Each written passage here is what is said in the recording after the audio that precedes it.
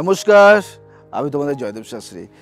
আজকে যে বিষয় নিয়ে আলোচনা করব সেটা হলো দেবাদিদেব মহাদেব। তার বিষয় নিয়ে আলোচনা করার মতো ক্ষমতা বা কি বলবো, এটা কিন্তু আমার নেই। কিন্তু এই বিষয় নিয়ে একটা আলোচনা করব, সেটা হলো সবাই কিন্তু বলে যে মহা শিব চতুর্দশীটা কী, শিবরাত্রিটা কী, অনেকেই বলে।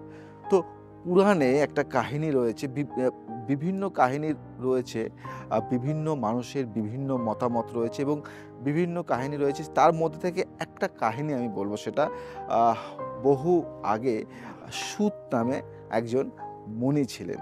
এবার সেই মুনির কাছে বহু ঋষিমুনি এসে একদিন বলে যে আমি শুনতে চাই যে শিব চতুর্দশী সম্বন্ধে যদি কিছু বলেন।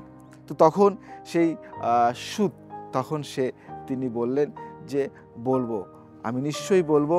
মানে ওনার কথা বলতে পারলে তো একটা ভীষণ পাওয়ার বা ভাইব্রেশন বা শক্তি পেয়ে যায়। তো ওনাকে নিয়ে আলোচনা, ওনার কথা বললে অনেক সমস্যার সমাধান কিন্তু হয়ে যায়।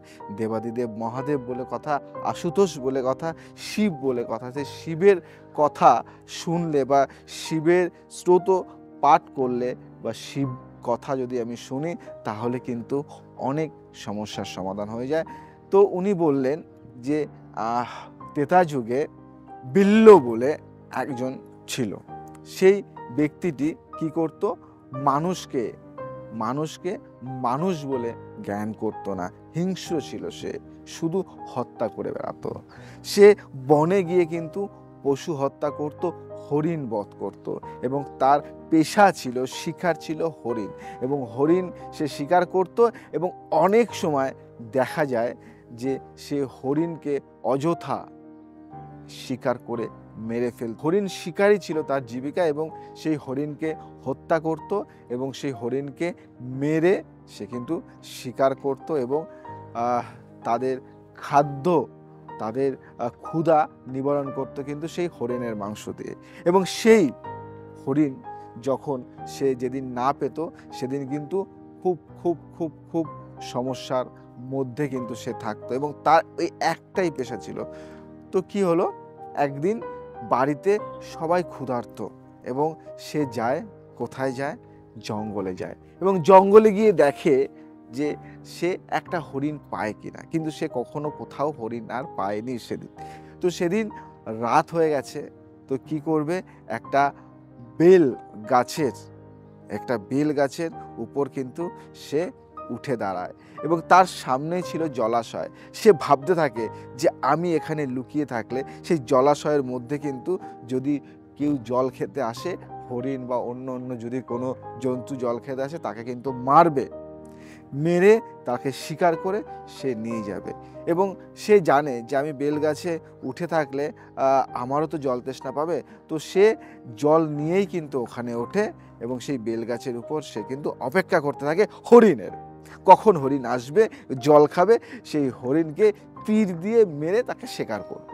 কিন্তু দেখা যায় যে হরিণ কিন্তু আসে না, বসে থাকে। ঠিক এক প্রহর যখন হয়, এক প্রহরের সময়, তখন কিন্তু একটা হরিণ আসে।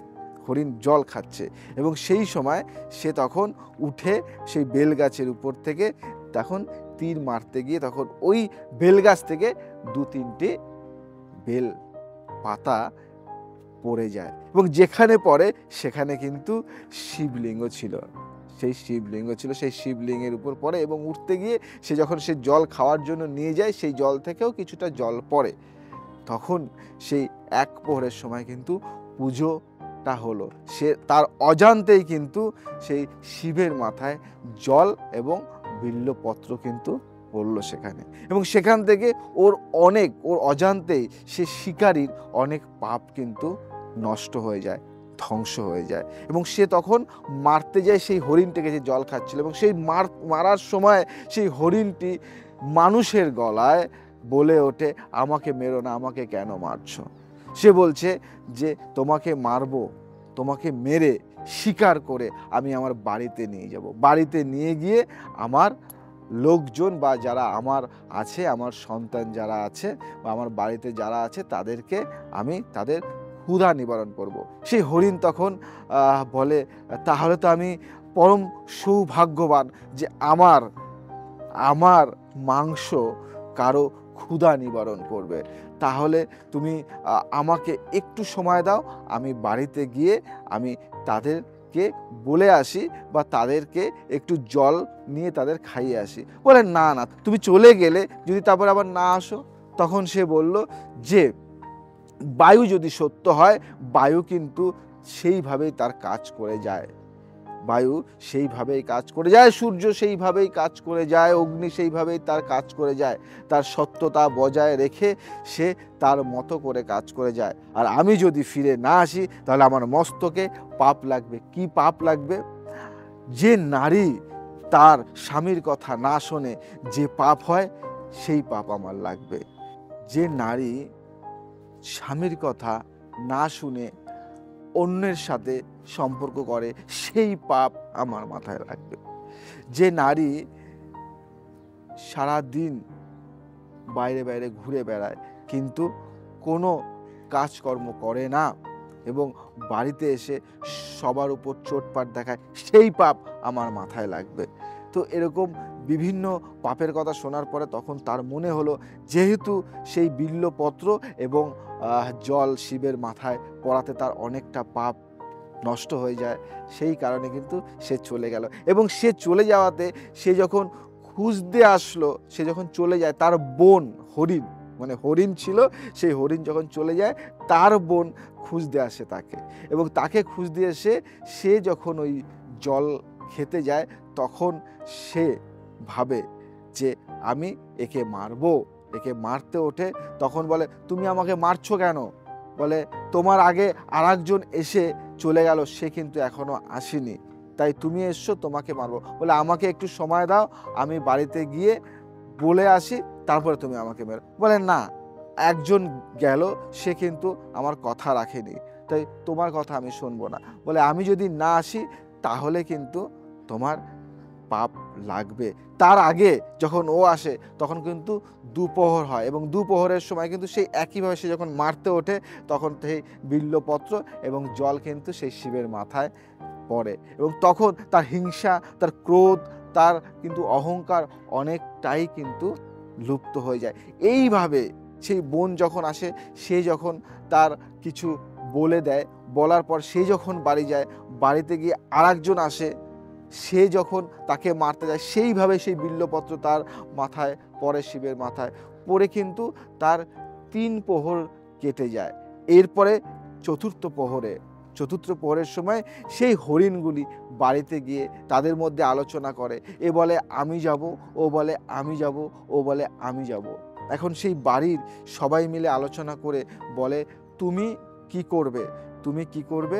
আমার বাচ্চাগুলিকে পাশের বাড়িতে রেখে যাও, এবং আমরা সবাই মিলে গিয়ে সেই বিল্ল যে শিকারী তার হাতে ধরা দিই। সবাই মিলে যখন আসে তখন কিন্তু আবার সে মারতে যায়। মারতে গিয়ে সেই আবার একইভাবে সে যখন নড়াচড়া করে ওঠে, সেই গাছ থেকে বিল্লপত্র পড়ে এবং জল পড়ে। চতুর্থ প্রহর কিন্তু পুরোপুরিভাবে সম্পূর্ণ হয়। সম্পূর্ণ হওয়ার পরে সেই শিব সন্তুষ্ট হয়ে কিন্তু সে দেখা দেয় এবং সে সন্তুষ্ট হয়ে দেখা দেওয়ার পরে তখন সেই যে বিল্ল যে ছিল একটা পাখণ্ডী শত্রু, সে হত্যা করত, সে কিন্তু অন্যরকম একটা রূপ চলে আসে। তার মধ্যে পাপ, ঘৃণা আর কিছু থাকে না, সে কিন্তু একটা আলাদা মানুষ তৈরি হয়ে যায়। শিব বলে যে তুমি কি চাও? তুমি আমাকে পুজো দিলে সারা রাত জেগে, চতুর্থ প্রহর তুমি পালন করে ঠিক প্রহরে প্রহরে তুমি আমাকে পুজো দিলে, তুমি কি চাও? তখন বলে, আমার মতো একটা পাপী দর্শন পেয়েছে, আমি আর কিছু চাই না, তোমার দর্শনে আমি সাক্ষাৎ, একদম সব ঠিকঠাক। তো সেইভাবে সে যখন দর্শন পেয়ে সব ঠিকঠাক হলো, এখন তখন সে বলে, তোমাকে আমি এমন বর দিলাম যে তুমি সমস্ত যুগেই কিন্তু সবার থেকে আলাদা থাকবে, এবং তুমি সত্যি একজন সেবক থাকবে শিবের এবং তুমি সেবক থাকবে রামের। এবং সবথেকে সত্যি কথা বলতে, যখন রাম বনবাসে ছিল তখন কিন্তু তার যে সেবা করত সেই কিন্তু ছিল সেই বিল্ল।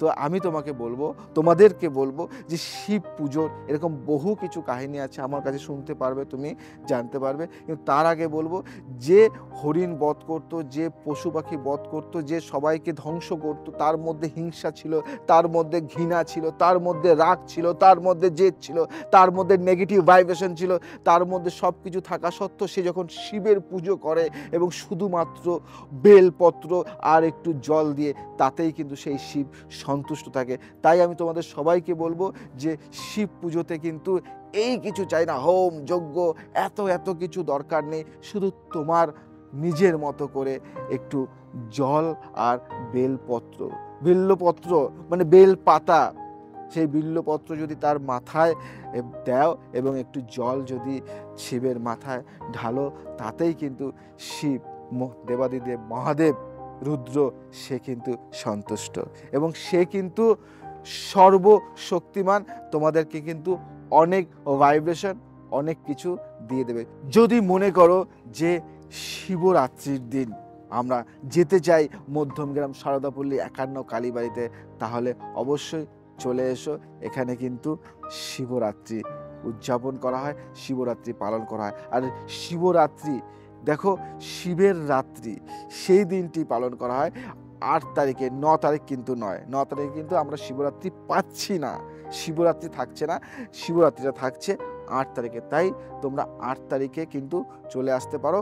এবং প্রতি সোমবার 51 কালীবাড়িতে শিব পুজো হয় এবং শিব পুজো হয়ে সেখানে কিছু দ্রব্য তোমাদেরকে প্রদান করা হয় সম্পূর্ণ বিনামূল্যে, ফ্রিতে। তো তোমরা এখানে তোমাদের মনোকামনা নিয়ে এই 51 কালীবাড়িতে এই যে শিব রয়েছে জাগ্রত আমার বাবা শিব দেবাদিদেব মহাদেব, তোমরা এসে এনার পায়ে জল ঢালতে পারো এবং মনোকামনা করে, আশা করি এই শিবের কাছে, আমার কাছে না, শিবের কাছে, বাবার কাছে এসে তোমাদের মনোকামনা যা থাকুক না কেন মনে মনে পালন করে বা একটা সাদা কাগজে লিখে বাবার পায়ের কাছে রেখে যাবে। আমি বলি 7 দিন পরে দেখবে অনেক সমস্যার সমাধান হয়ে গেছে। নমস্কার।